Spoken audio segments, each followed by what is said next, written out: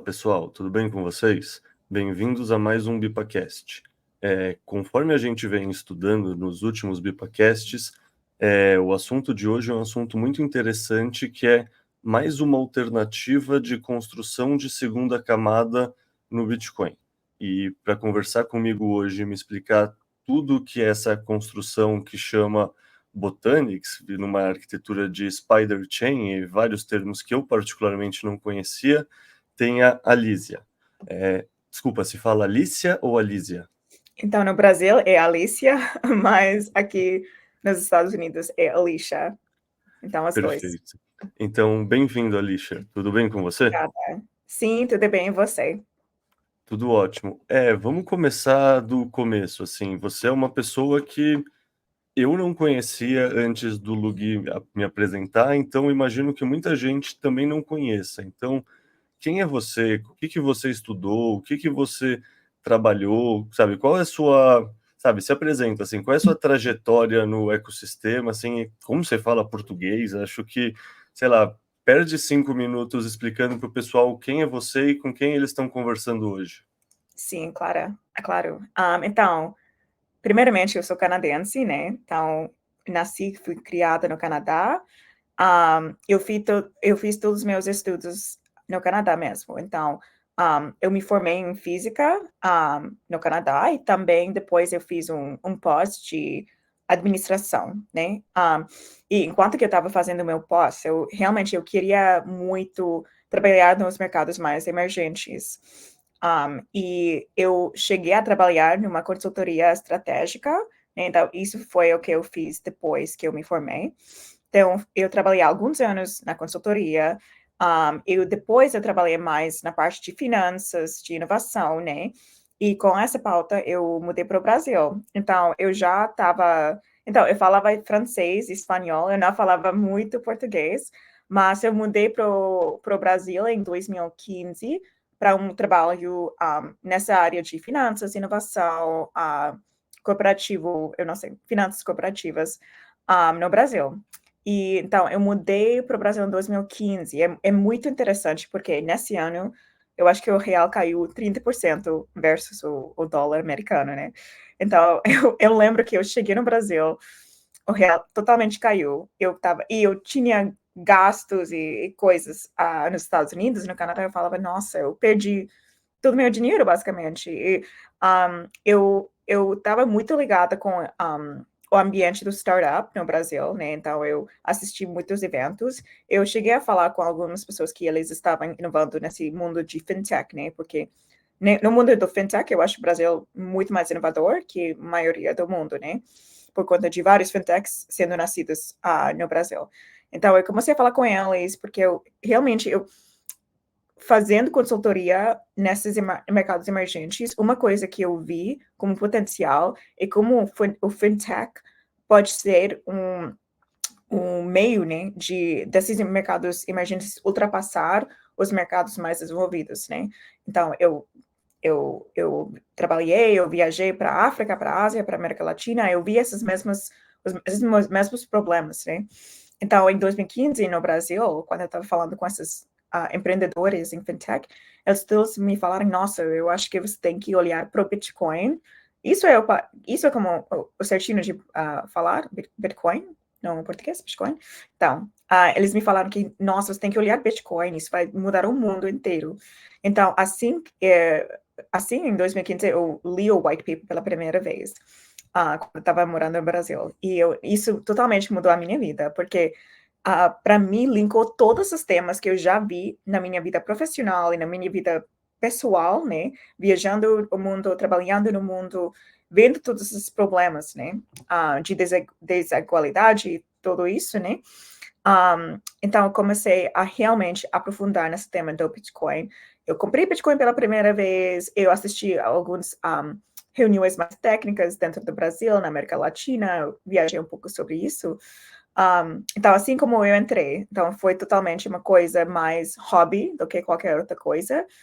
E o ano seguinte, eu lembro que eu entrei mais no mundo do Ethereum, né? Porque o Ethereum saiu, mudou para o Proof of Stake, E chegou muito mais inovação no parte do Ethereum. Eu acho que isso é uma coisa que a gente pode falar, né, nessa conversa. E por que que o Bitcoin não evoluiu tanto nesses últimos anos e como que a gente quer realmente dar essa push pro Bitcoin inovar, mas na época não tinha muita coisa, né? Além de fazer alguns aprofundamentos do white paper, algumas tecnologias mais open source, né? Então, entrei mais nesse mundo do Ethereum, até eu participo muito nos ICOs, eu criei meu próprio fundo de investimentos, né? Então, comecei a investir, com toda essa experiência, mas eu sempre fazia isso somente do lado, né? Não foi isso minha carreira principal. E depois eu saí do Brasil para me formar na Harvard, então eu fiz meu MBA lá. E lá, quando eu estava fazendo meu MBA, eu pensei, nossa, eu até finalmente posso trabalhar nesse mundo, né? Porque tinha muito mais movimento, tinha muito mais coisas. Então, eu era, tipo, presidente da conferência do blockchain na Harvard, tudo isso, né? E depois do Harvard, né, eu comecei a trabalhar muito mais nesse mundo. Então, eu trabalhava na Fireblocks, que é uma empresa de tecnologia de custódia. E enquanto que eu estava trabalhando no Fireblocks, eu encontrei meu cofundador, que ele também estava na Harvard, né? Ele é criptógrafo, e ele era Bitcoin Maxi. E eu lembro quando a gente se conheceu, eu estava tipo, nossa, mas nada acontece no Bitcoin. Você está sério que você quer fazer alguma coisa com Bitcoin? Porque nada acontece. Eu falo, isso realmente é o problema, né? Então, a gente precisa criar mais programabilidade, mais utilidade no Bitcoin para esse ativo evoluir, né? Então, com isso a gente começou a bater papo, evoluir esse tema, e assim que a gente chegou a construir Botanics. E agora faz muito tempo que eu estou trabalhando nisso. A gente saiu com o nosso produto TestNet o ano passado, e a gente vai sair com o Managed daqui a pouco. Mas eu posso falar com muito mais profundidade sobre isso, mas assim, uma história resumida, da minha jornada nesse mundo do crypto. E agora estou bem no meio das coisas mesmo. Bom, perfeito. Acho que é uma ótima introdução. Eu acho que antes de entrar no Botanics em específico, deixa eu fazer uma pergunta mais genérica. Que Tá. assim, tem um paper da Fidelity, aquele Fidelity, o Bitcoin First, que eu acho que é muito interessante porque ele coloca cenários alternativos de como o ecossistema pode evoluir. Um cenário que eles enxergam é um futuro multi-chain, que é um cenário que tem o Sim, Bitcoin como reserva de valor, mas tem outras blockchains fazendo outras funções, como NFT, sim, stablecoins, DeFi, e tem o futuro que é uma construção em camadas. Ou sim, seja, tem o Bitcoin como a camada base, mas para medium of exchange, para pagamento, você não necessariamente vai usar Monero ou outra blockchain, você vai usar Lightning, que é uma segunda camada do sim, Bitcoin. sim. Imagino, e quero saber a sua visão, mas essa vontade de um maximalista de construir a Botanics no Bitcoin venha dessa visão de um futuro em camadas. E aí eu Sim. queria perguntar, essa é a visão macro da Botanics, sua e dos seus cofundadores? Então, eu acho que então muitas pessoas me perguntam isso, né? Como que você enxerga o Bitcoin? Qual é o papel do Bitcoin nesse mundo mais evoluindo com todos esses chains? E até estava falando com você, eu estava em Coreia semana passada, né? Ninguém lá se liga sobre Bitcoin, que para mim era uma coisa absurda, né? Porque para mim eu sempre achei o Bitcoin o ativo principal no mundo de criptomoedas, né?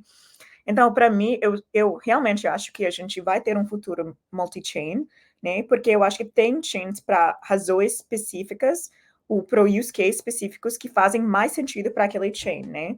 Por exemplo, tem Solana que é mais otimizado para rapidez, né? Então, eu acho que o Bitcoin, mesmo com a segunda camada, eu acho que não vai chegar naquele rapidez que o Solana tem, porque isso é um, um, um side effect da centralização, né?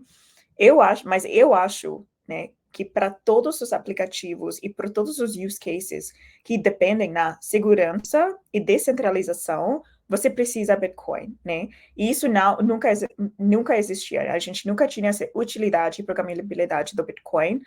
E nesses últimos anos, né? Por conta de não ter essas ferramentas para construir em cima do Bitcoin. Até hoje, Bitcoin é o melhor dinheiro do mundo, né? 100% uptime, né? Mais descentralizado, mais seguro, mais permissionless, né?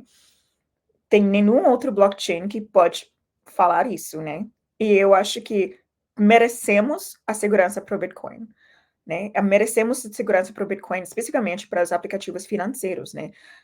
Eu pessoalmente não confiaria nessas blockchains centralizados para o dinheiro para os aplicativos mais financeiros, né? Então, eu acho que para mim, como eu penso sobre esse mundo multi-chain, né, é que para os aplicativos que necessitam, né, que precisam segurança, descentralização, né, mais ou menos as aplicações financeiras, merecemos Bitcoin e precisamos do Bitcoin, mas para todos os restos, como social, como Gamify, né, esses outros aplicativos, esses outros use cases, né, você pode fazer isso em outros blockchains, né?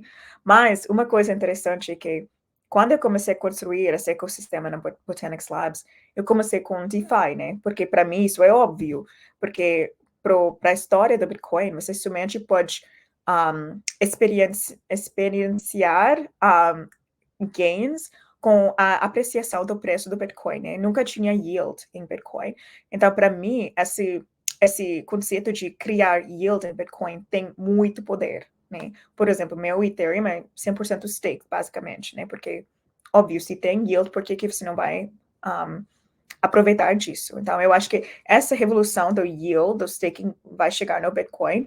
Mas, além de tudo isso, eu estava muito surpresa com todos os outros aplicativos que as pessoas estão construindo em cima do Botanix Labs, do Bitcoin. Então, a gente tem muitos games, muitos jogos que estão sendo construídos em cima do Bitcoin. E eu perguntei para essas desenvolvedoras, por que você está criando em Bitcoin? Porque é mais lento, né? E eles falaram que você não pode bater a adoção mainstream que o Bitcoin tem, né? Então, todo mundo, basicamente, em criptomoedas, eles têm um pouco de Bitcoin. Então, eles falaram que isso é um mercado imenso, mesmo para os games, mesmo para os jogos, também para o social. Um aplicativo muito interessante que está sendo construído em cima do Bitcoin em Botanix Labs é chamado Slowgain. É um conceito muito interessante social para você inscrever opiniões em Bitcoin Base Layer e depois você pode fazer um upvote ou um downvote, né, nessas inscrições, né, mas para eles, né, o conceito de censorship resistance, ou a resistência contra censorship, não sei como falar que censorship em português. Censorship, censura. Censura, sim. Então, para eles, esse conceito de resistência contra a censura é meguíssima importante, né, para o que eles estão fazendo, porque eles veem aplicativos mais políticos, né, de realmente compartilhar opiniões políticas. Então, para eles falam que, nossa, a gente só vai fazer isso em Bitcoin, porque somente o Bitcoin que tem isso. Então, eu estava com muita surpresa que as pessoas, além do DeFi, além de todas as coisas financeiras, as pessoas estão construindo tudo isso também em Bitcoin. Perfeito. E eu imagino que, sei lá, querendo ou não, o ano passado, começo de 2023, que surgem Ordinals, Inscriptions, BRC20, e aí esse ano Runas, e provavelmente você já estava pensando e desenvolvendo a Botanix. Sim. Dito isso, como você, olhando de fora, mas com um projeto que pode ser interpretado de uma maneira parecida, porque permite construir e trazer coisas de outros ecossistemas para o Bitcoin, como você enxergou essa discussão toda que aconteceu sobre o pessoal que era maximalista monetário e, portanto, não queria trazer NFTs para o Bitcoin, o outro pessoal vendo que não, o Bitcoin é basicamente um banco de dados descentralizado e incensurável, então você poderia fazer o que você quiser usando o espaço do bloco conforme você pagar uma transação? Como você enxergou essa discussão inteira? Sim, é muito interessante essa discussão sobre os Bitcoin Maxis, que eles querem realmente a ossificação do Bitcoin Base Layer, né? Que eles não querem mexer muito com isso. Então, a minha opinião, né? Eu acho que a minha opinião muda todo dia contra com a ossificação, né? Porque eu acho que a razão por que o Bitcoin existe ainda hoje e siga sendo o ativo mais importante, o ativo mais alta data, é porque é um pouco é difícil de mexer com Bitcoin, é difícil desenvolver um Bitcoin. Mas eu acho que a gente chegou num ponto que agora a ossificação está inibindo a inovação em Bitcoin, né? Então a gente chegou nesse ponto de inflexão que realmente, se a gente quer realizar o potencial do Bitcoin, mais que somente um store value para ser um médio de câmbio, para ser um médio de pagamento, para ser um global money, né? A gente precisa evoluir esse tema, né? E eu acho que esses Bitcoin Maxis que eles não querem fazer nada com Bitcoin, eles são uma audiência bem pequena e bem loud. Nossa, eu esqueci essa palavra em português. Barulhenta. Barulhenta, né? Então a gente pensa que, nossa, esses Bitcoin Maxis, eles não querem mexer, eles não querem fazer nada com Bitcoin, mas realmente não tem muito dessas pessoas, né? O Bitcoiner médio, né? É o nosso pai, que eles compraram com o ETF, com algum centralized exchange, né? Um câmbio centralizado. Então, eu acho que essa gente é realmente uma audiência bem pequena. Então, e até eu estava com muita surpresa quando eu comecei a construir esse ecossistema e falar com esses desenvolvedores, né? São todos desenvolvedores do Ethereum, né? Porque a gente é EVM. Então, pela primeira vez, você pode criar qualquer aplicativo com Solidity, com EVM e fazer um deployment em Bitcoin, né? E todos esses desenvolvedores, né, do Ethereum, elas são Bitcoiners de coração. Então, isso foi uma coisa que realmente me pegou por surpresa, né? Então, qualquer pessoa que está nessa indústria por mais de 4, 5 anos é Bitcoiner de coração, porque a gente todos leem, a gente todo leu esse white paper, né, do Bitcoin, e isso realmente mudou a paradigma para a gente, né, de como que esse mundo pode ser, como que a gente realmente pode lidar, né, com dinheiro, com um sistema global financeiro, né. Então, para mim, primeiro, eu acho que os Bitcoiners Maxi, eles são pequeníssimos, né, barulhentos, mas pequeníssimos, então não impacta tanto. 2, eu acho que o Bitcoiner médio, eles só querem que o Bitcoin fique seguro. É isso que é o Bitcoiner, que realmente interagir mais com os câmbios centralizados. 3, eu acho que a maioria do mundo Ethereum e dos outros chains, elas são Bitcoiners de coração, porque foi isso que reuniu todos nós no primeiro lugar. Então, é assim que eu estou pensando um pouco sobre isso. Perfeito. Daí, entrando no assunto da nossa conversa propriamente dito, eu separei um trecho do texto do Shinobi na Bitcoin Magazine sobre Spider Chain para ler, fazer a introdução, daí eu vou te fazer perguntas a partir disso. Então, deixa eu só ler esse trecho para o pessoal em casa estar contextualizado. Tá ótimo. A Botanic Labs propôs recentemente um novo design de sidechain, chamado Spider Chain, com o objetivo de trazer uma máquina virtual Ethereum, EVM, para uma plataforma ancorada à rede Bitcoin.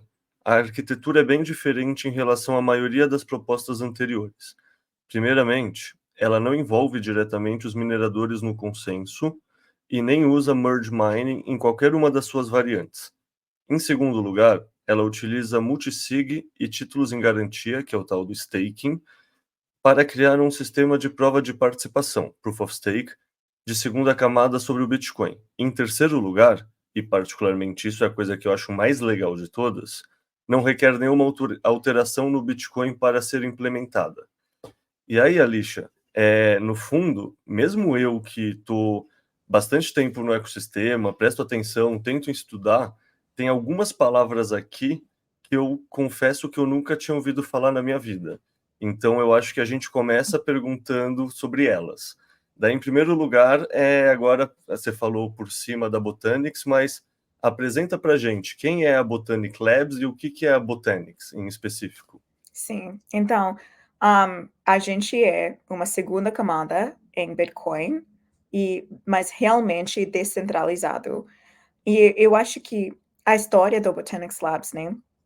Quando a gente estava pensando como que a gente pode criar mais utilidade, mais programabilidade em Bitcoin, né? Nosso primeiro insight foi que o EVM é o caminho de criar isso, né? Porque o EVM não é a melhor tecnologia no mundo, mas é a tecnologia, é a camada de execução que tenha mais adoção, que tenha os mais desenvolvedores, que tenha os mais ferramentas, né, para construção. Então, isso foi nosso primeiro insight, ok? E todos esses outros VMs que existiam em Bitcoin. Então, primeiramente, 2 anos atrás, quando a gente estava começando a construir tudo isso, somente tinha Stacks e Rootstock, né? E Stacks usa Clarity, que é um outro VM que é um pouco mais difícil de mexer, e tem o Rootstock, que é VM, mas não é totalmente plug and play. Né? Então a gente viu tudo isso e falamos que não, queremos uma coisa mais EVM compatible. Né? Então isso foi nosso primeiro insight. Segundo insight foi que quando foi com a criação dos Ordinals Theory, que aconteceu o ano passado, né? Então, quando o Ordinals Theory surgiu o ano passado, confirmou duas coisas, né? Duas coisas. Eu acho que a primeira coisa que confirmou é que qualquer coisa que existe em Ethereum, em Bitcoin, é 10 vezes maior, né? Então, basicamente, o Ordinal saiu e matou os Ethereum NFTs em 3 meses. Né? E a segunda coisa que a gente chegou a aprender com Ordinals é que as taxas de transações na camada base do Bitcoin explodiu, né? Então, agora ficou muito mais caro para você transar no Bitcoin, né? Então, esses dois temas para a gente realmente confirmou a potencial de criar uma camada 2 para o Bitcoin, para realmente escalar Bitcoin, né? Então, quando a gente pensou qual é a arquitetura que faz o mais sentido para a gente, né? A gente pensou sobre 3 coisas, né? A primeira coisa foi o que é possível em Bitcoin Core hoje, né? Então, com o Core do Bitcoin. Porque, como eu falei, o Bitcoin é muito difícil desenvolver, é muito difícil construir em cima. Bitcoin, por desenho, é um protocolo mais adversarial, é um pouco mais difícil, né? Então, todos os designs que a gente viu, você precisa de algum tipo de opcode, ou um tipo de soft fork, né? E a gente sei bastante sobre isso, porque um dos nossos cofundadores, o Armin, eu acho que eu já te falei, mas ele é um dos authors, um dos contribuidores chaves, né, para o Opcat, que é o maior, né, software que existe dentro do Bitcoin. E sendo super participantes desse processo, podemos falar que é presente muita oportunidade, Opcat e tudo isso, mas é difícil prever quando vai ser implantado, né? Então, para a gente foi muito importante criar uma desenha que conseguimos implantar hoje, sem opcode, sem algum soft fork, sem BitVM, que é uma outra desenha que vai existir daqui a pouco, né? A gente realmente tinha esse parâmetro, né, que vamos criar alguma coisa que você consegue fazer hoje. A segunda coisa que a gente realmente pensou é que o que é que faz Bitcoin a melhor criptomoeda no mundo, né? E a gente chegou em 2 conceitos. O primeiro conceito é descentralização, né, obviamente, né? Porque isso que, como eu falei, até hoje, o Bitcoin é o único criptomoeda que é realmente descentralizado, né? Totalmente dos primeiros princípios, e que continua sendo assim, né? E o segundo conceito que realmente dá muito valor para o Bitcoin é esse conceito de scarcity, né? A limitação do Bitcoin que existe. Então, a gente queria incorporar esses conceitos, né, dentro do nosso design. Então, somos Decentralization Maxis, max de descentralização, e a gente pensou sobre isso em todo o nosso design. Então, só para você dar um pouco mais contexto, eu sou a única pessoa do meu time que tem algum background do Ethereum. Somos 100% Bitcoin, além de mim. Mas agora sou Bitcoin Maxi, então é um pouco mais diferente. E a terceira coisa que a gente realmente otimizou todo esse design foi o EVM, né? Porque isso a gente identificou foi o chave. E também para contextualizar tudo isso um pouco mais, né? A maioria das soluções segunda camada do Bitcoin que existem no mercado, né?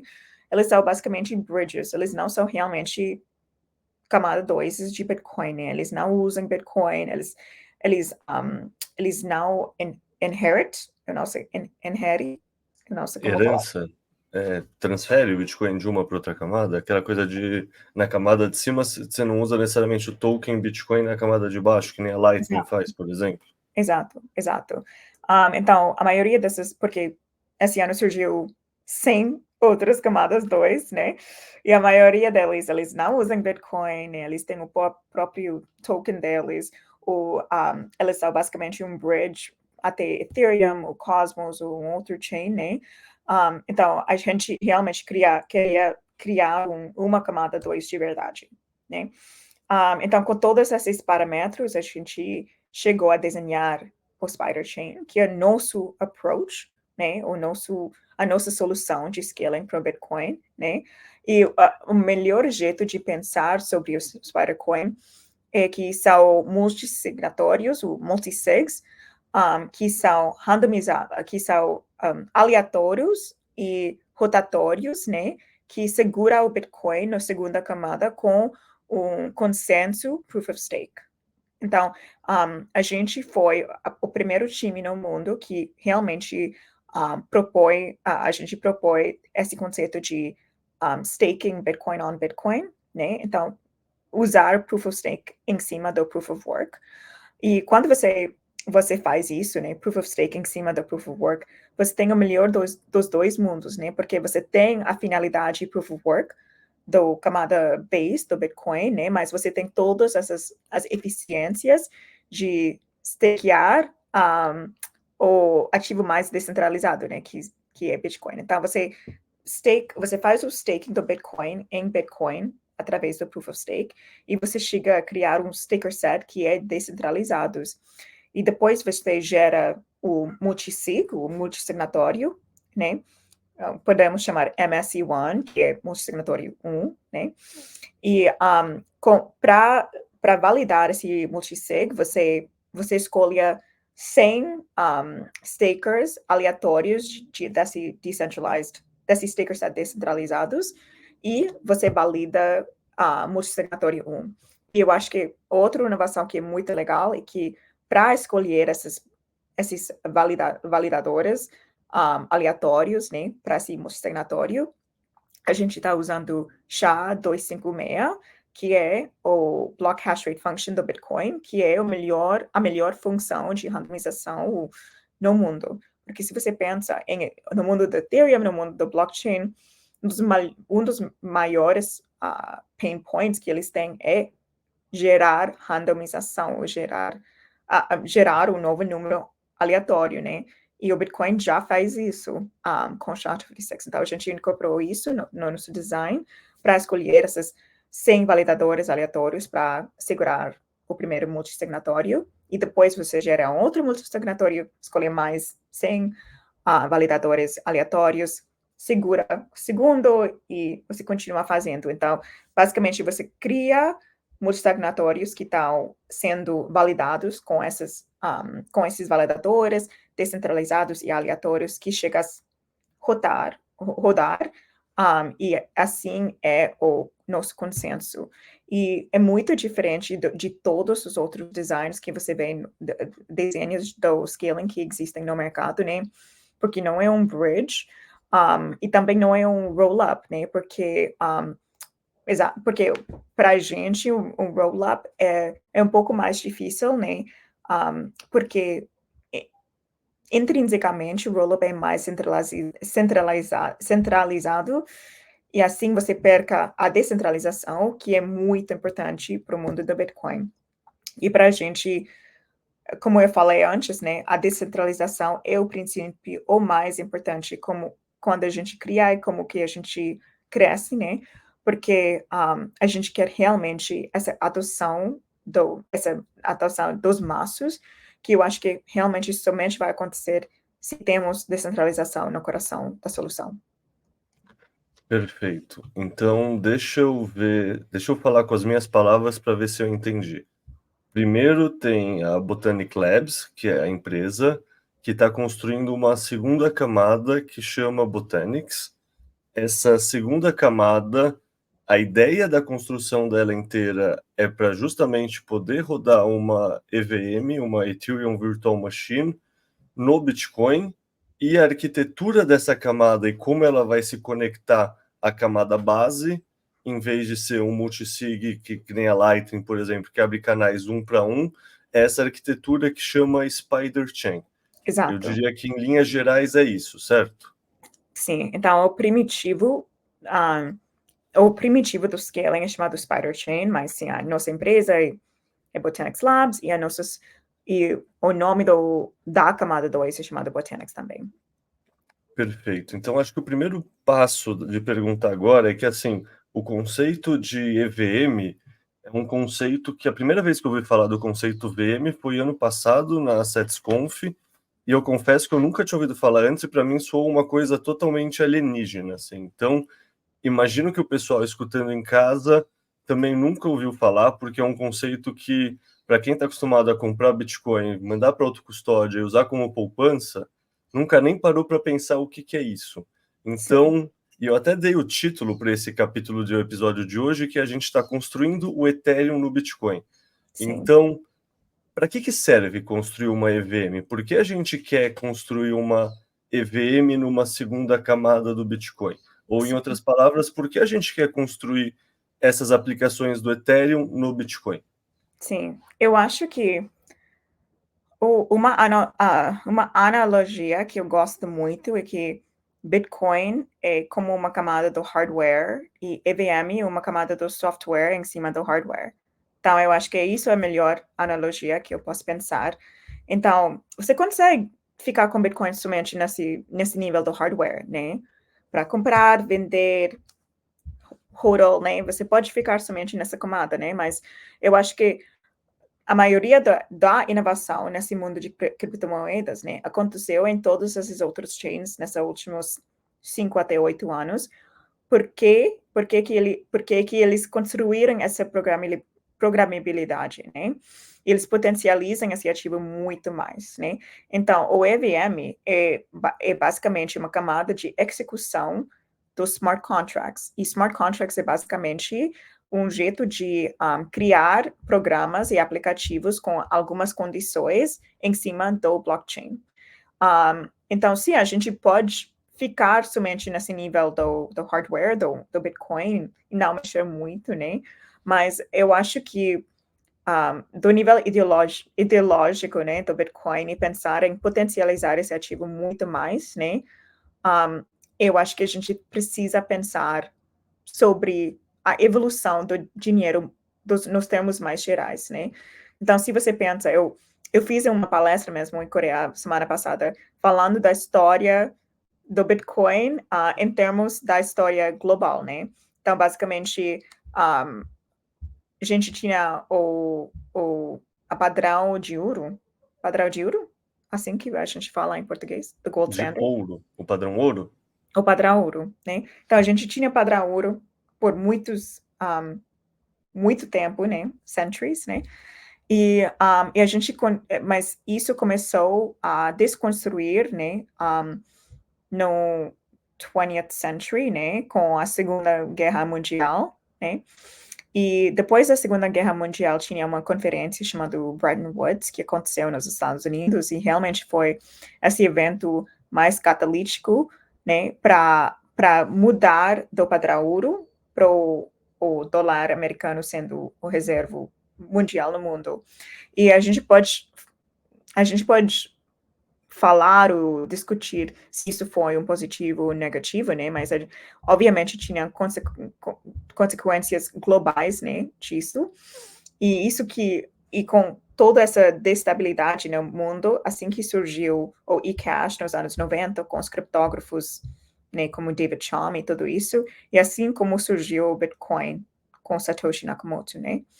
Então, para mim, se você pensa da evolução de qualquer dinheiro, né? Então, pensa sobre o dólar americano, o yen japonês, tudo isso, né?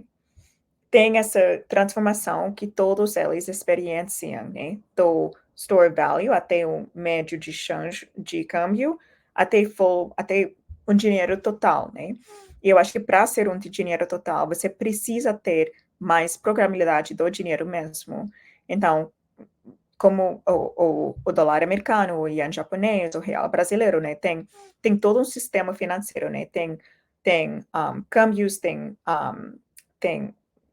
estou tentando, é muito difícil traduzir tudo isso, mas tem os instrumentos financeiros de bonds, de equities, né, de todos esses componentes de ser um sistema um sistema financeiro completo, né, e para o Bitcoin chegar a assumir tudo isso, né, a criar todos esses sistemas e a criar esse sistema financeiro global, precisamos mais programabilidade, né, porque agora transar em Bitcoin é lento, é caro, e assim você não pode suportar todas essas outras aplicações que o Bitcoin precisa para chegar nesse status de ser um dinheiro mais mundial. Perfeito. Então, entendi porque a gente quer ter EVM. No fundo, me corrige se eu estiver errado, mas isso significa dizer que qualquer coisa que já foi construída no Ethereum, eu consigo dar Ctrl+C, Ctrl+Z, ou seja, copia e cola, e começar a rodar numa camada superior do Bitcoin. Então, no fundo, eu consigo começar a fazer um stake do meu Bitcoin e ganhar o yield por conta disso. Eu consigo usar smart contract, eu consigo usar DeFi, tudo isso que a gente ouve falar no mundo do Ethereum passa a ser possível no mundo do Bitcoin. Em outras palavras, simplificando, é essa visão, correto? Sim, sim, e também para trazer a inovação de volta para o Bitcoin, né? Então, o Bitcoin também experienciou um brain drain, né? De desenvolvedores de inovação nesses últimos anos, né? Por conta, então, tem 200 mil desenvolvedores do Solidity em Ethereum. Eu acho que tem 1.000 desenvolvedores em Bitcoin. É muito pequeno, né?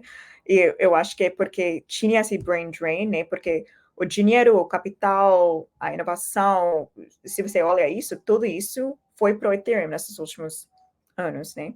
Então, para devolver e voltar a ter mais inovação e dinheiro e desenvolvimento, né? De volta para o Bitcoin, a gente precisa isso, né? As transações precisam ser mais baratos, mais rápidos, e você precisa começar a criar mais aplicativos em cima do Bitcoin para isso. Para realizar pagamentos via Pix com Bitcoin ou USDT, você deve clicar no ícone central no menu inferior, clicar em Reais, digitar o valor que você deseja transferir e clicar em Enviar. Agora, digite ou cole a chave Pix do destinatário, selecione a conta e digite o seu BIPA PIN. Por fim, escolha o método de pagamento clicando em Reais. Agora você pode escolher entre usar Bitcoin, USDT ou Reais. E para finalizar, arraste o botão branco para confirmar a transação.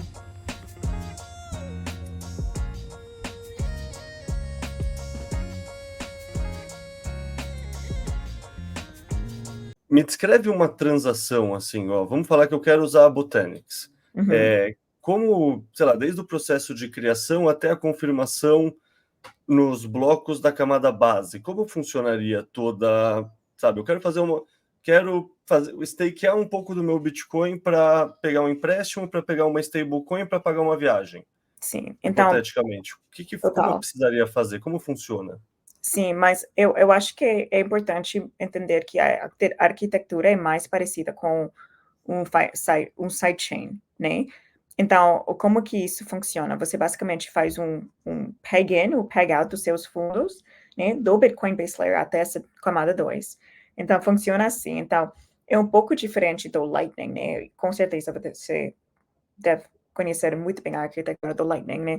O Lightning é o único camada 2 de verdade, né? Porque é o único com que você pode fazer, você pode retirar os fundos unilateralmente, né?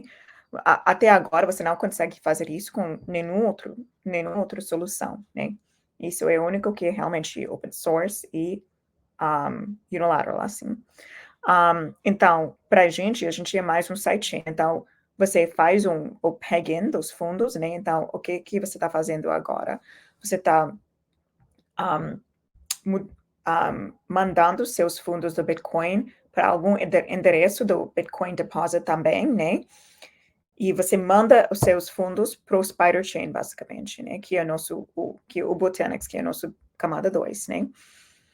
Quando você faz o peg-in desses fundos e quando eles estão nessa camada 2, até a gente é 100% MetaMask compatível, né? A MetaMask é o maior hot wallet, né? No mundo do Ethereum, né? Então, basicamente, você manda os seus fundos para o Spider Chain, né? E depois você vê esses fundos no camada 2, no seu hot wallet do Ethereum, do EVM que você tem, mas é em Bitcoin. Então, a gente transa e tudo isso em Bitcoin. Mas o Bitcoin que existe na camada 2 é mais uma representação sintética do Bitcoin na camada 2, né? Porque basicamente é um peg, né, 1 a 1, dos fundos que você manda para os fundos que são manifestados no camada 2 do Spider Chain. Quando você agora você tem os fundos no camada 2, você vê esses fundos no seu hot wallet, né? Qualquer hot wallet que você quis escolher, né? A gente vai ter todos quando a gente lança. Com isso, você pode depois acessar todas as aplicações que estão sendo construídas em cima do Botanix, né? Então, por exemplo, agora a gente tem 40 times que estão criando aplicações em cima do Botanix, né? E essas aplicações têm use cases muito diferentes. Então, a gente tem DEXs, que são esses câmbios, né? A gente tem stablecoins, a gente tem protocolos para empréstimo, para empréstimos, a gente tem staking, a gente tem os câmbios mais perpétuos, né, para os derivativos, né? Então, por exemplo, a gente tem um stablecoin que chama Palladium, né, que é o stablecoin que está sendo construído em cima do Botanix, né? Com esses hot wallet que você tem, com esses fundos do Bitcoin, você pode depois engajar com o smart contract que eles têm, que Palladium tem, e eles vão aceitar o seu Bitcoin e mintar o stablecoin deles, que é chamado PUSD, Palladium USD. E depois, com esse PUSD, você pode usar isso como collateral, não sei como falar isso, como Colateral, igualzinho. colateral. Ou Okay. garantia. Como garantia, né? Para os outros aplicativos que são no Botanix, para os outros ecossistemas, né? E receber algum retorno, algum yield, né? Para ter esse stablecoin PUSD, porque é um stablecoin que é yield bearing. Então, assim, é um fundo mais simples. E pensa que você quis parar tudo isso e devolver mais para o Bitcoin, né? E você tem esse stablecoin PUSD, né? Você pode fazer uma redenção desse PUSD e devolver isso pro Bitcoin, né? Que vai ser o nosso Bitcoin sintético que existe no camada 2. Então, vai devolver para essa versão do Bitcoin. E depois você faz o peg-out através do nosso mecanismo. Então, que vai ser que você pode fazer em qualquer hora, né? Então, em qualquer hora, você consegue tirar os seus fundos e devolver isso para o Bitcoin mesmo. E para qualquer wallet do Bitcoin que você tem. E isso também é 100% livre para qualquer solução que você tem. Mas é assim o fluxo mais simples que eu posso pensar, mas obviamente tem muita tecnologia behind the scenes, né, que faz esse fluxo funcionar, né? E eu acho que a nossa maior entrega, né, como chain, é esse mecanismo de peg in, peg out dos fundos. É basicamente isso que a gente está entregando. É isso, esse peg in, peg out dos fundos, e é a implantação do EVM, né? Então, a gente está usando Wrath, que é a implementação Rust do EVM. Eu acho que é o cliente de execução do EVM que é o mais que é o melhor agora no mercado, né? Até a gente já está trabalhando com o time que está desenvolvendo isso, a gente está dando super feedback para eles, né? Então, essas são as nossas duas entregas como chain, tecnologicamente. Obviamente, tem muito mais do lado de negócios, né? Mas é essa nossa entrega, é isso o fluxo do dinheiro mesmo. E eu acho que a coisa que você pode fazer também é quando você vê quando você faz o peg-in dos fundos, né? Então, imagina, você está fazendo o peg-in do Bitcoin, chega no camada 2, né? Você depois pode bridgear, né, para qualquer outro chain no mundo. Então, você vai estar no chain do Botanix, né? Mas a gente vai ter CCIP, que é o bridge do Chainlink. Você pode usar esse bridge do Chainlink para bridgear para o Ethereum Mainnet, para o Arbitrum Mainnet, para qualquer outro chain no mundo e engajar no DeFi, porque até hoje tinha pouquíssimos caminhos para o engajamento do DeFi com Bitcoin, né? Até você está vendo todo esse debate, né, do WBTC, né, que até hoje foi o único jeito realmente de engajar com DeFi. E eu acho que com essas camadas 2, né, você pode ver caminhos mais descentralizados para engajar com todos esses mecanismos. Então, é isso. Perfeito. E a Botanix já está rodando, já está operacional? Se eu quiser, por exemplo, usar ou ainda está em fase testnet e não mainnet? Então, a gente está na fase do testnet. Então, surgimos com o nosso testnet o ano passado, em novembro. Então, fomos a primeira camada 2 do Bitcoin, EVM, com o testnet 100% funcionando. Até eu acho que quando a gente saiu com o nosso testnet, foi quando todos os copycats entraram no mercado, que tá tudo bem, mas acontece, né? Então, a gente surgiu com o nosso testnet em novembro e tínhamos muito tração orgânica, né? Isso não, com certeza não é a palavra certa, mas a gente viu muito traction. Essa é tração orgânica. Uma Tração coisa que já me ensinaram é que quando a gente acha que não é, geralmente tem a mesma raiz do latim, e aí, por incrível que pareça, tipo, tração, equilíbrio, equilibrium, tem várias coisas assim. Exato. Então, a gente viu muita tração orgânica, né? Então, não incentivizamos nosso testnet. Então, eu acho que é muito comum com chains de incentivizar testnet, e a gente fazia nada disso. E mesmo assim, vimos 1,5 milhões de transações. Eu acho que 400 mil usuários, 20 mil contratos que foram deployed, que foram, eu não sei essa palavra, desculpa. Eu acho que acontece comigo com português, eu acho que eu começo muito forte e depois de um tempinho eu começo a perder. Não se preocupa, quando eu falo inglês acontece a mesma coisa, tá? O pessoal em casa tá entendendo tudo, não se preocupa. E agora, como eu falei, a gente tem muitos times que estão construindo em cima da gente.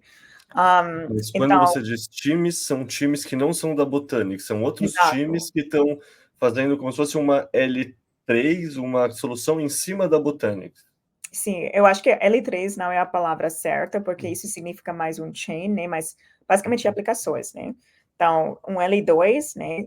Com EVM, você pode criar aplicações. Então, tem aplicações e times das aplicações que estão construindo em cima da gente.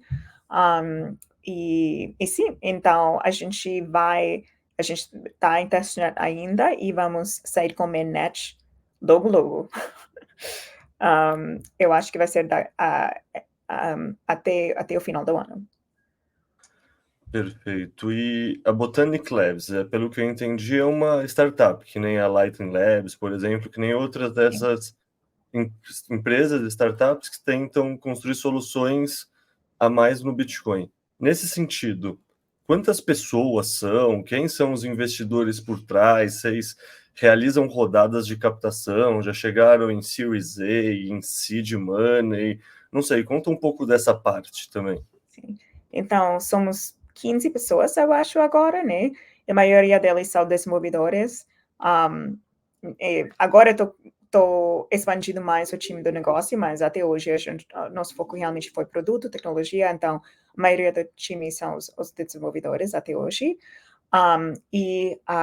Sim, a gente tinha duas rodas de investimento, né? Então, o ano passado a gente fez uma pequena roda do pre-seed, né? E a gente saiu com nossa roda de seed, eu acho que foi em maio desse ano. E eu acho que a gente tem os melhores investidores nesse mundo de criptomoedas, então o Polychain, que é um fundo de investimento bem grande, né, no mundo de criptomoedas, CryptoNative, eles foram nosso lead. Também tínhamos Placeholder Capital, que é o fundo do Chris Berniske, que investiu.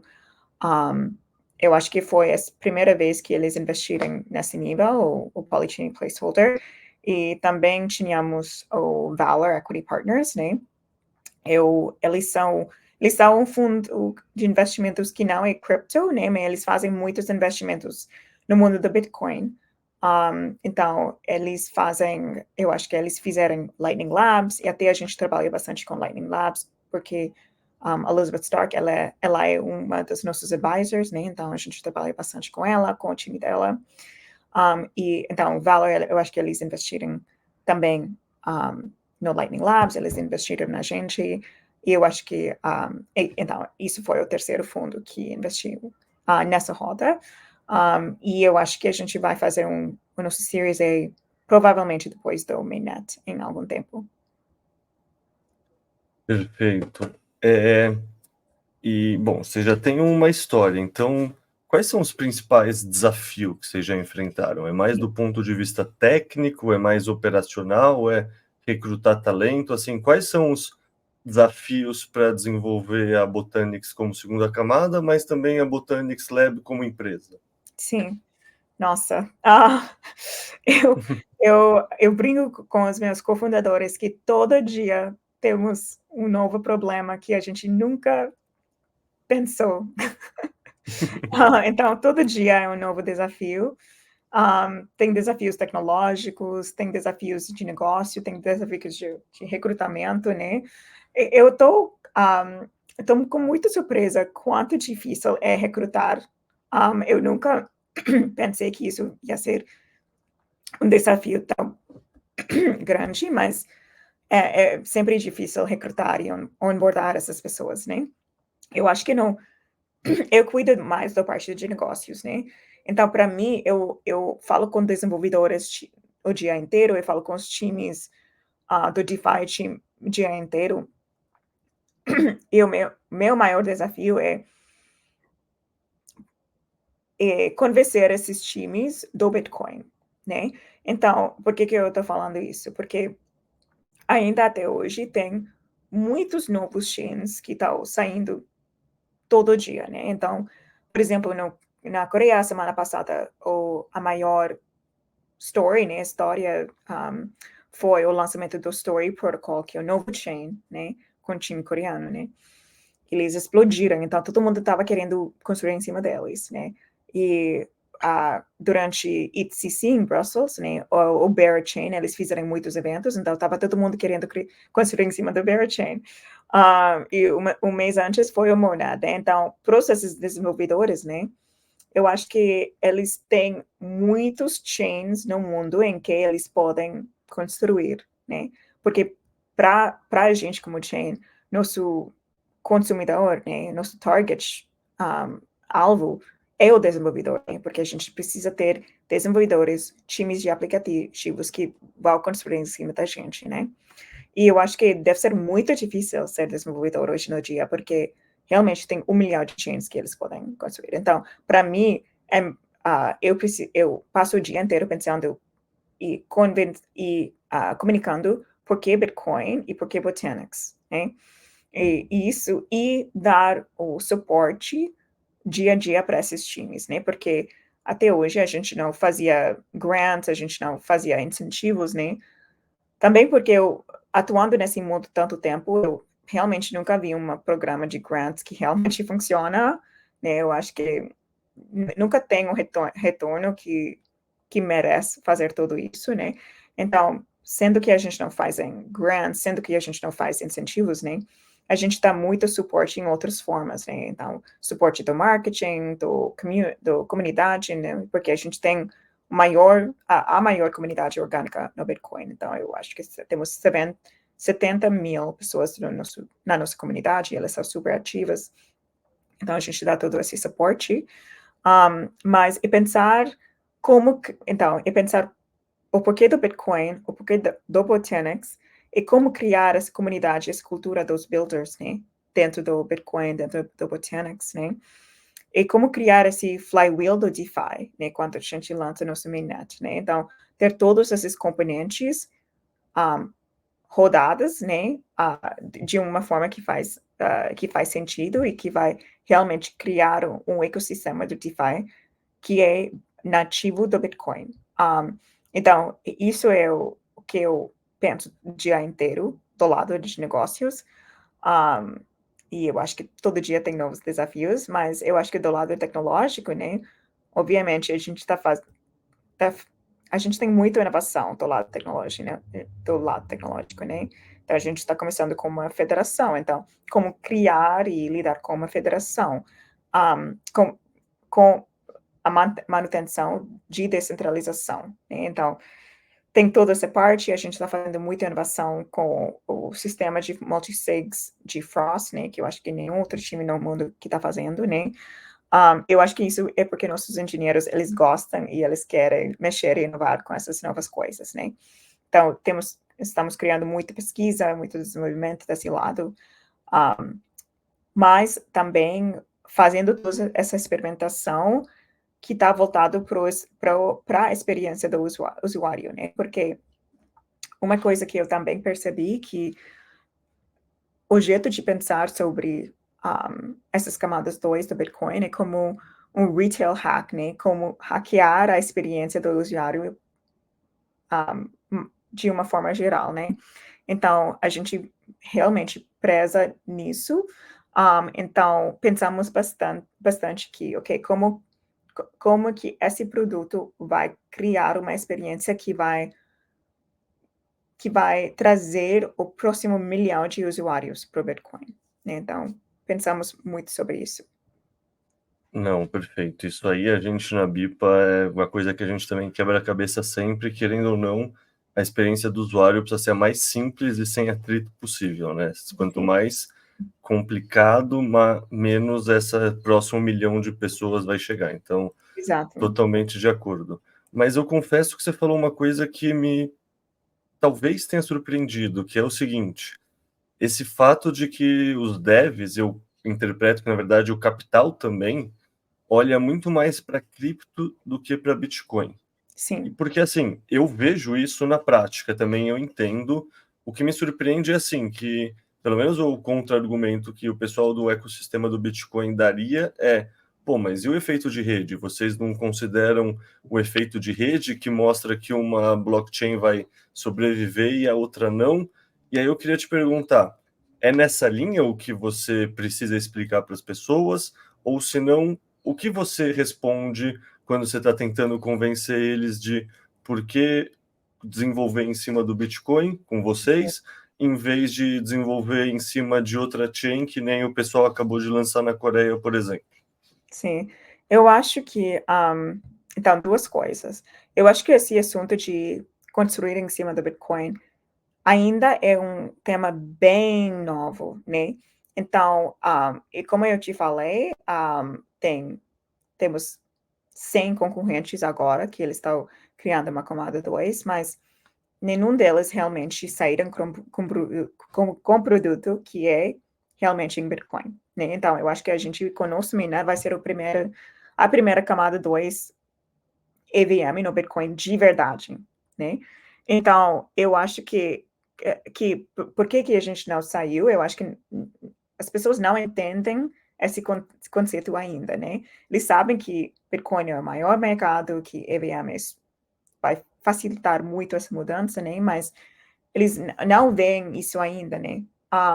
Então, eu acho que realmente quando a gente sai com o nosso mainnet, essa migração vai ser muito mais instantânea, né? A gente vai ver muito mais desenvolvedores chegarem, porque eles vão ver isso, né?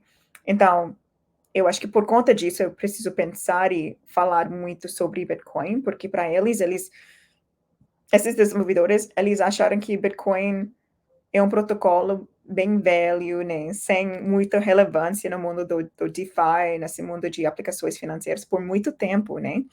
Então, eu acho que quando a gente sai com o nosso mainnet, isso vai mudar muitas pessoas, em termos de começar a pensar e internalizar esse conceito de construir em cima do Bitcoin.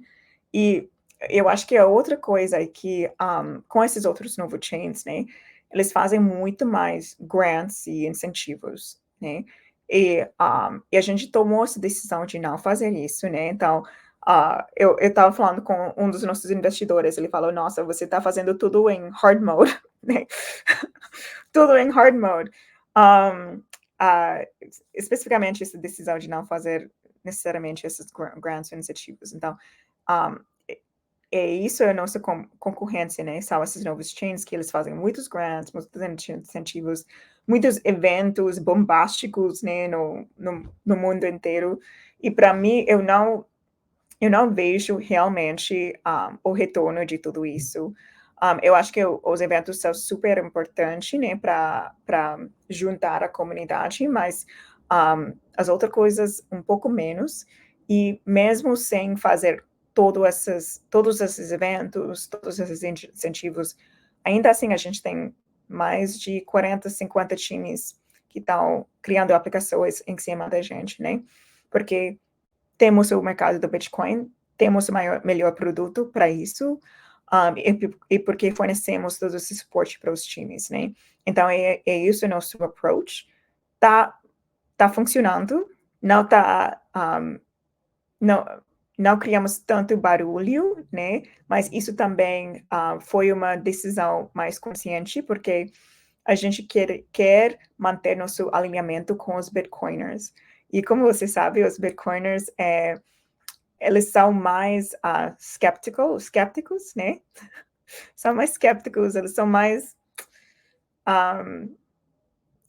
eles são mais... eles prezem mais no parte técnico, né? Do que marketing. E a maioria desses novos chains, eles realmente fazem muito marketing. E, então, a gente quer manter esse alinhamento mais técnico com os Bitcoiners, né? Porque, no final do dia, isso é o nosso mercado-alvo, né? Então, mesmo o Ethereum, né, que tem muito mais atividade, tem mais desenvolvedores, né, tem mais capital, eles não têm a adoção do Bitcoin, né? Então, eu acho que a gente quer manter esse alinhamento filosófico e ideológico com Bitcoin. Sim. Perfeito.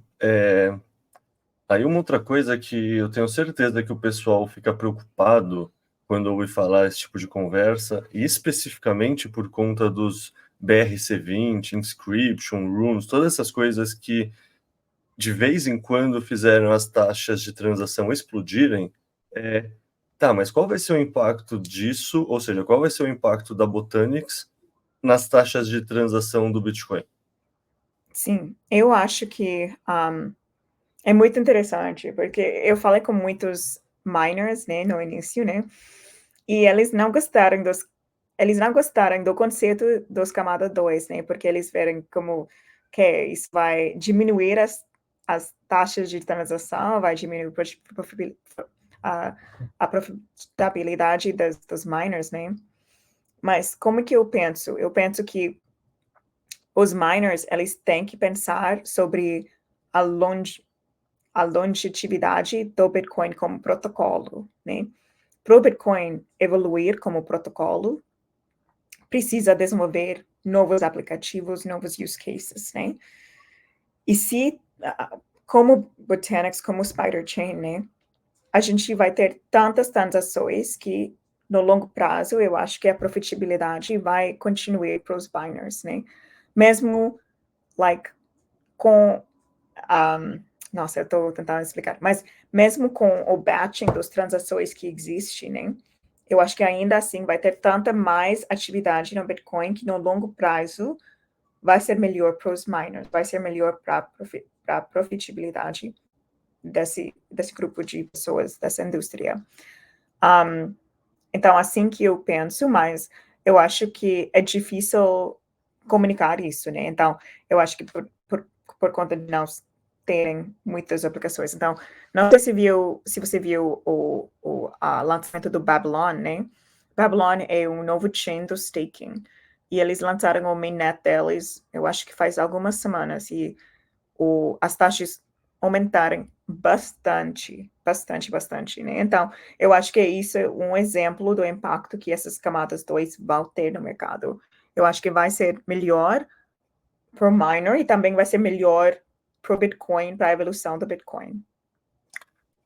100% de acordo. Eu, no fundo, toda essa discussão de BRC20, runes, etc., para mim foi um estudo de caso, um teste do que acontece quando tem demandas novas, diferentes fontes de demanda chegando no ecossistema. Tipo, continua tendo a demanda de consolidar transações?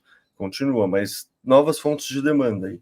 Que nem você falou, a Botanix vai ser uma fonte de demanda a mais, vão ser transações que não existiriam e passam a existir.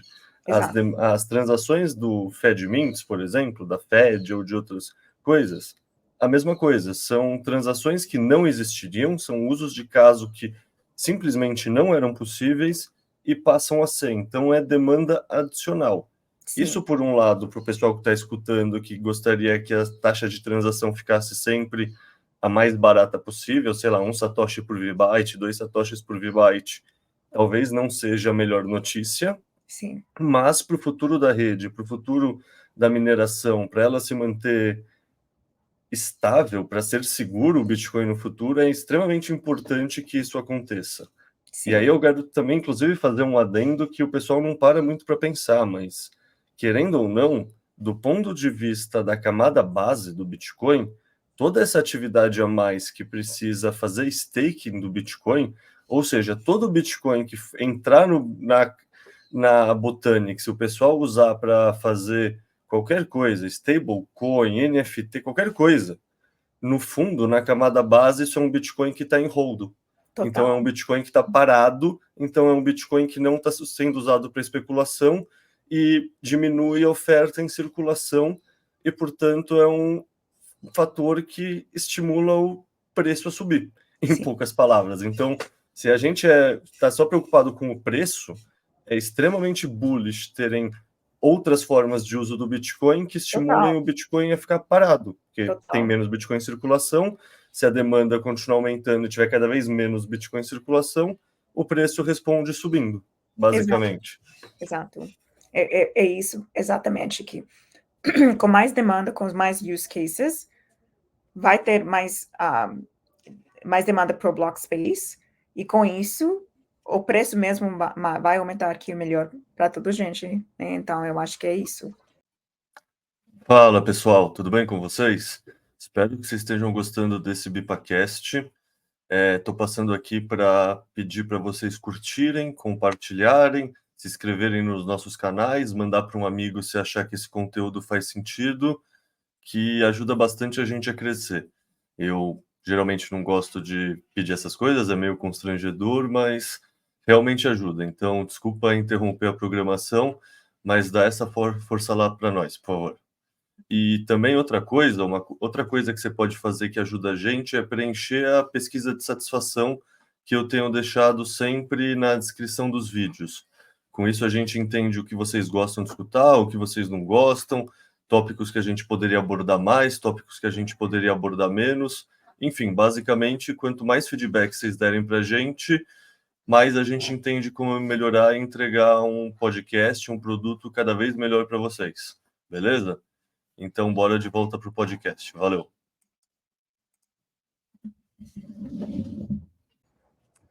E vamos falar assim, sonho grande. A Botanics deu certo, está tendo uma grande taxa de adoção. Como isso pode impactar tanto o ecossistema Bitcoin, mas também o ecossistema mais amplo de criptomoedas e blockchains em geral? Então, para a gente, nosso sonho sempre era criar a infraestrutura para um mundo que corre no Bitcoin mesmo, né? Então, a gente pensa que em 100 anos, esse mundo global financeiro vai correr em Bitcoin e a gente vai ser uma das tecnologias que realmente empolga isso e puxa essa transformação, essa adoção mesmo. Então, para mim, é muito interessante que eu tenho conversas, né, com os outros builders, né, no mundo de cripto, e eles estavam falando desses aplicativos do DeFi, que obviamente a gente vai fazer também, né, mas eu trabalhava muito com TradFi, né, com o mundo mais tradicional de financeiros, e até eu fazia isso no meu trabalho antigo e tal, né, e eu vejo isso como o meu alvo, né, e quebrar essas instituições centralizadas, institucionais no mundo, o trazer eles para o blockchain, basicamente, né, e usar eles como um catalisador para essa adoção maior, né? Então, isso é nosso alvo, isso é nosso sonho, de realmente transformar o mundo tradicional para o mundo descentralizado. Eu acho que é só Bitcoin que consegue fazer isso. Eu vejo nós como uma das melhores soluções para evoluir isso, mas também vai ser com muitas outras tecnologias, vai ser com o Lightning, vai ser com outras, com Feri, né, com todas essas outras soluções do Bitcoin. A gente tem que trabalhar em conjunto para esse mercado maior e para esse alvo maior, que é o mundo que realmente corre em Bitcoin. Perfeito.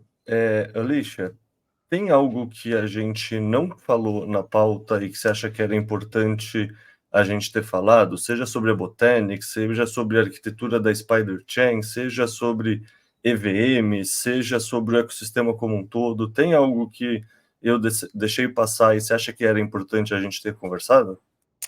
Eu acho que é a única coisa. Então, eu acho que a gente falou bastante sobre a tecnologia, sobre ecossistemas dinâmicos do mercado, né? Mas eu acho que para mim, então, eu não sou brasileira, mas eu sou brasileira de coração, como você sabe. E eu acho que eu quero trazer mais o Brasil e a América Latina maior dentro dessa conversa, porque eu acho que, obviamente, tem muitos desenvolvedores no Brasil que eles trabalham no Bitcoin, mas eu acho que tem muito talento de desenvolvedores, de times que eles podem construir em cima do Bitcoin. Então, é mais um convite para trazer mais brasileiros dentro da pauta, dentro da conversa, né, para criar e construir em cima do Bitcoin e realmente trazer isso para frente, porque como a gente já viu, como o mundo do fintech, né, o Brasil, América Latina, África, Ásia, eles têm essa tendência de ultrapassar, né, outros mercados, né, porque nos mercados como o Brasil, tem muito mais um use case, tem muito mais uma demanda para essas tecnologias descentralizadas financeiras, né? Então, eu acho que é mais isso de trazer mais brasileiros, mais Brasil dentro da pauta, dentro da conversa. Perfeito. Daí a última pergunta que eu sempre faço eu peço 2 indicações de leitura. Uma leitura que tem a ver com Bitcoin, economia, com o nosso ecossistema que a gente trabalha, e uma leitura que não tem a ver com nada disso, que seja, sabe, o que você lê quando você está querendo relaxar e não pensar em trabalho, basicamente. Eu tenho aqui, eu estava falando, que é Broken Money, que foi escrito por Len Alden. Você já leu esse livro? Ainda não, tá na fila, quero É muito. muito bom, porque para mim, esse assunto do Bitcoin é um assunto político, é um assunto sociológico, é um assunto cultural. E para mim, o que esse livro faz muito bem é explicar a emergência do Bitcoin dentro do contexto global, geopolítico, socioeconômico, né? E como o Bitcoin pode ser a solução de todos esses pain points. Então, para mim, isso foi um livro que realmente formou minha tese, porque Bitcoin. Né? Então, para mim, isso foi fundamental. Eu gostei muito. Eu até eu encontrei com Lynn Alden num evento, eu acho que dois meses passados, e eu falei para ela que, nossa, eu indiquei esse livro por muitas pessoas, né, para explicar a relevância do Bitcoin até agora. Então, gostei bastante. O outro livro, estou pensando, eu estou lendo porque eu tenho todos os meus livros agora. Ok, além dos livros do Bitcoin, eu leio mais Leio. eu leio mais os livros de fiction, né? Para realmente descansar. E o último livro que eu li foi Yellowface, que é um livro de ficção que eu gostei bastante.